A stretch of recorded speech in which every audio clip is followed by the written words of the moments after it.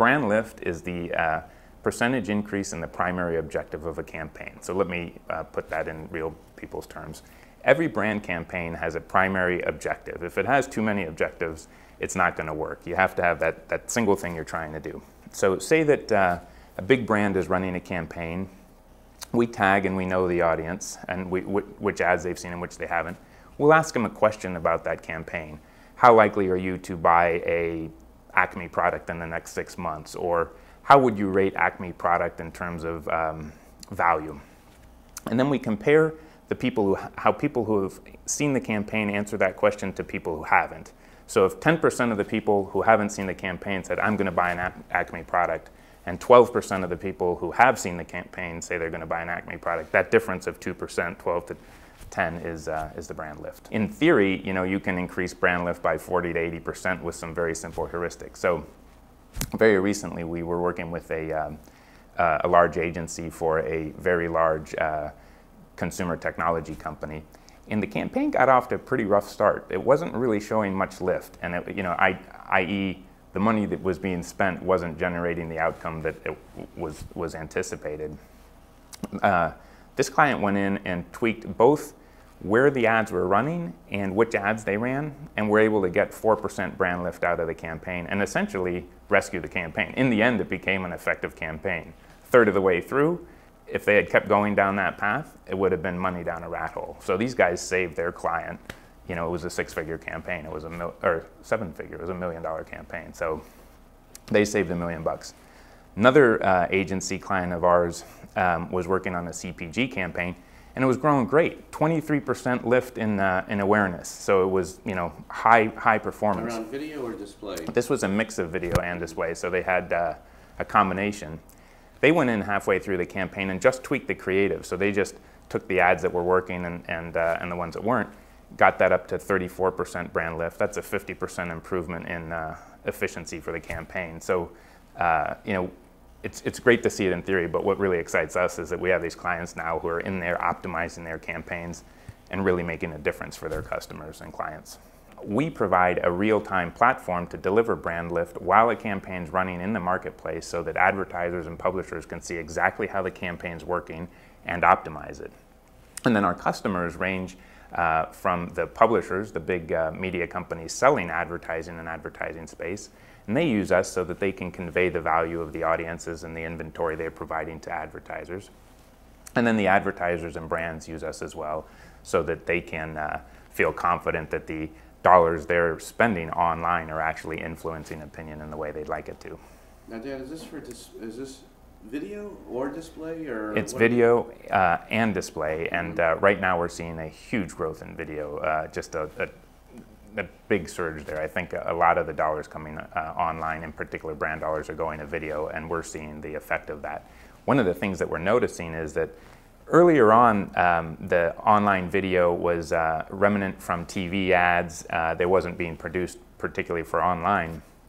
But now that people are producing video particularly for online and putting real dollars there, there's a much bigger demand for measurement, because if you're putting real dollars there, you want to know, hey, is this really working or not? It was one thing 2 years ago when you're testing a few dollars or a scrap part of your budget, but yeah, we're seeing a huge surge in video measurement. Because the media buyers sometimes complain that online video is expensive. Yeah. And so you have to help the people who sell, like the Scan Scouts and so on. And yep. How do you support them, and how does it go, and how persuasive is the argument? Yeah, it's very persuasive. I think the first time we talked, we were just starting to see some preliminary data on how video performs relative to display, and oftentimes it can perform 2 or 3 times as well from a brand building perspective. So, if you're Scan Scout or Yumi or Brightroll or any of these great Adapt TV, anybody out there selling video advertising, you want to be able to show that, hey, it's worth the premium that it costs, and and so far we're seeing that quite a bit. And now the next thing that these folks are doing they're looking at campaigns and optimizing exactly which video against which audience drives the most brand lift, and that's kind of the state of the art right now, and we're seeing exceptionally high value from the optimization during the campaigns. So is the CPM still matter, or is it targeted game, or how does that whole thing shake out? Well, you know, there's a whole lot of talk and news and buzz about the targeting, and I think that's important. But to get an advertising campaign right, I kind of look at it very simply.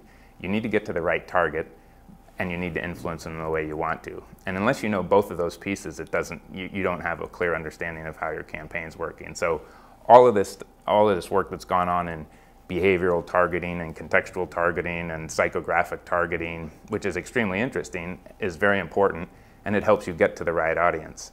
But the piece that you need to know after that is, are you moving the opinions of those people in the way you want them to? And that's where we help. And if you can show that you're moving the opinions in the way you want them to, you can justify those higher CPMs. So it's still a CPM game, but there's an accountability component now. The thing that we're really excited about right now and want to kind of get out there and share with people is we've been providing real-time brand lift information for the last 3 years. We introduced it to the market.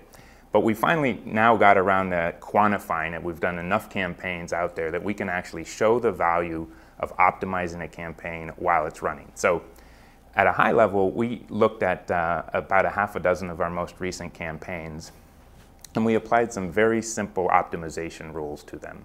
We said, in one case, if you just eliminated the bottom performing 25% of your creative, so the videos that aren't working or the display ads that aren't working, what would happen to your brand lift?